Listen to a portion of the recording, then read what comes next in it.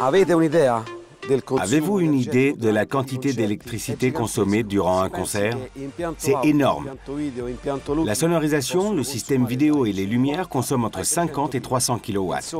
Un concert de taille moyenne consomme des quantités d'énergie gigantesques, ce qui pollue énormément à cause des émissions de CO2 rejetées dans l'atmosphère. Ad una grave emissione di CO2 nell'atmosfera.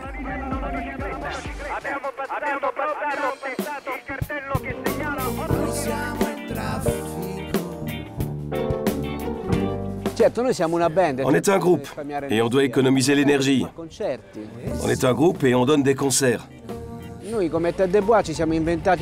les têtes de bois, on a élaboré un concept très pratique. La scène à pédales.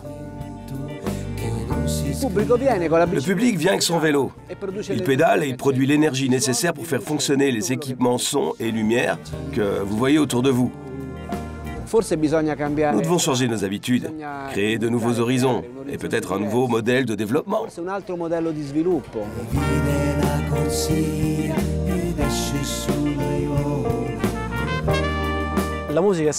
J'ai toujours été passionné de musique et j'ai fini par en faire mon métier. J'ai la chance d'avoir toujours collaboré avec des associations écologistes et humanitaires. C'est donc naturellement que j'ai mis au point une solution pour limiter l'impact des concerts sur la nature. L'objectif est donc de limiter au maximum les émissions de CO2 pendant les concerts et les spectacles.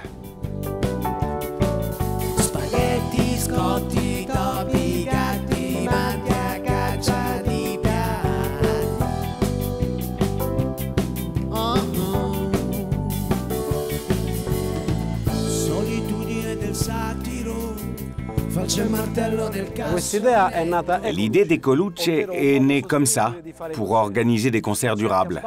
Des concerts avec une empreinte écologique faible ou nulle, qui fonctionnent avec de l'énergie renouvelable, produite par des panneaux solaires et qui n'utilisent pas d'énergie fossile.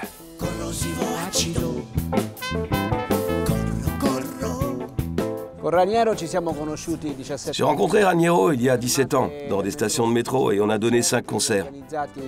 On utilisait des traverses de chemin de fer comme scène et des pantographes pour la lumière. Il est arrivé, il a dit « Je veux travailler avec vous ». C'est comme ça que tout a commencé. 17 ans de concerts et de kilomètres à travers toute l'Italie. Puis on a inauguré la scène Ecolucce qui fonctionne à l'énergie solaire.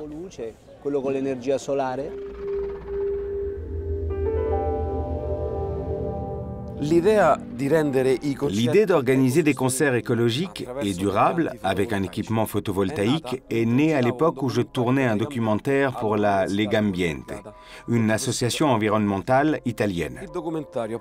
Le documentaire portait sur le fonctionnement des panneaux photovoltaïques pour remplacer le silicium par du jus de myrtille. J'étais complètement captivé par cette technologie. Tout en tournant le film, je réfléchissais à comment utiliser l'énergie solaire dans le domaine de la musique. J'avoue que je m'intéressais de moins en moins au documentaire. Mon attention se concentrait sur les recherches du professeur Di Carlo.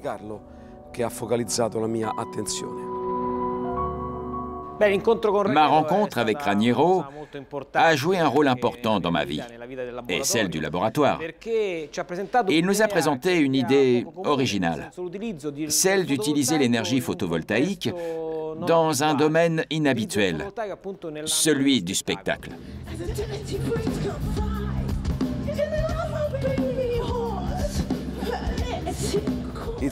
L'équipement comprend des panneaux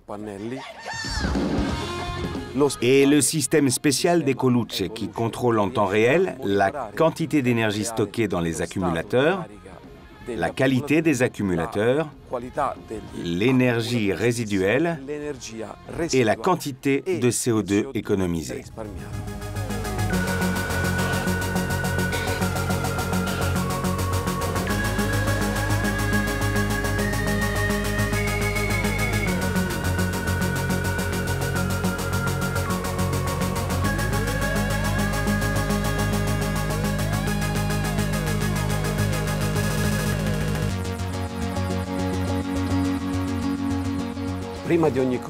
Avant chaque concert, on recharge les accumulateurs ici.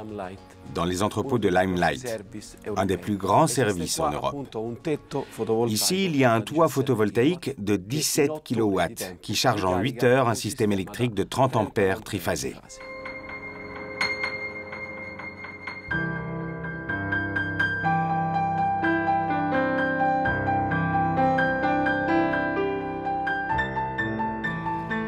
La réalisation de l'idée de Raniero, le premier prototype, a présenté de grosses difficultés techniques.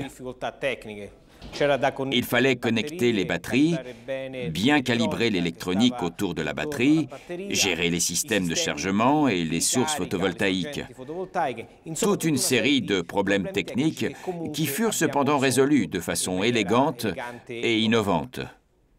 On a pu réaliser ce travail grâce à l'utilisation de ces laboratoires, dans le cadre d'une collaboration entre l'Université de Tor Vergata et la région du Latium. Mais aussi grâce à tous les chercheurs, les jeunes, les doctorants, les post-doctorants qui collaborent dans ce laboratoire. Il est certain que les choses évoluent. On innove sans cesse. Des innovations comme celle-ci, un système photovoltaïque complètement flexible. Et ce n'est pas de la science-fiction, il a été inventé ici par ces jeunes. Cela va permettre au prototype de Raniero d'évoluer et de proposer un produit toujours innovant sur le marché.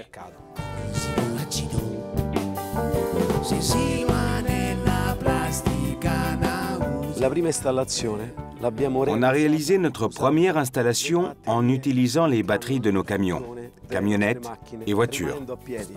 Après, on a dû se déplacer à pied pendant quelques jours. Notre voisin électricien nous avait prêté ses panneaux voltaïques. Et l'inverseur était le moins cher du marché, vu le peu d'argent dont on disposait. Mais on a fait du bon boulot. Le rêve devenait presque réalité.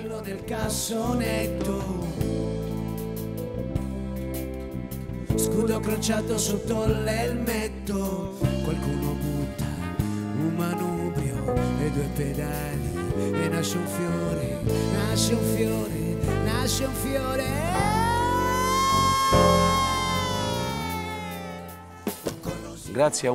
Grâce à un concours public, on a pu organiser un festival de blues à Rome. C'était la première fois qu'on utilisait vraiment le système d'Ecoluce pendant un concert.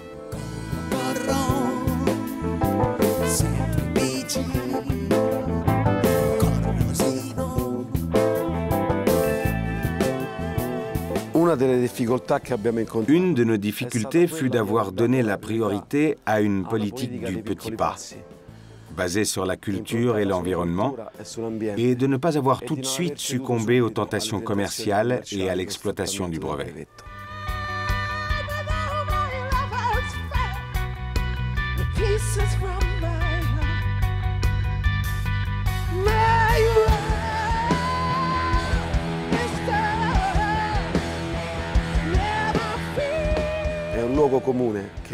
C'est un cliché de penser que les systèmes verts sont moins efficaces. En fait, un concert à faible consommation offre une qualité de son bien meilleure et permet d'éviter les odeurs d'essence qui émanent des groupes électrogènes, indicatrice de tout le CO2 rejeté dans l'atmosphère et du tort fait à l'environnement.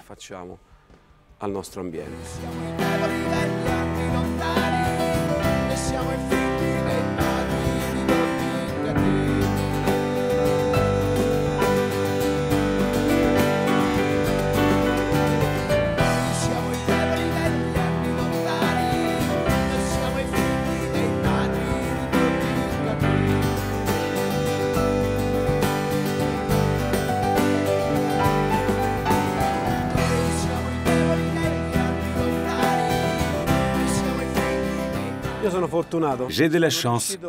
J'ai créé mon métier à partir des problèmes environnementaux. La connaissance, la persévérance et la capacité de créer un réseau sont des outils fondamentaux. Les nouvelles générations ont besoin de temps, comme moi, mais au final, on peut y arriver.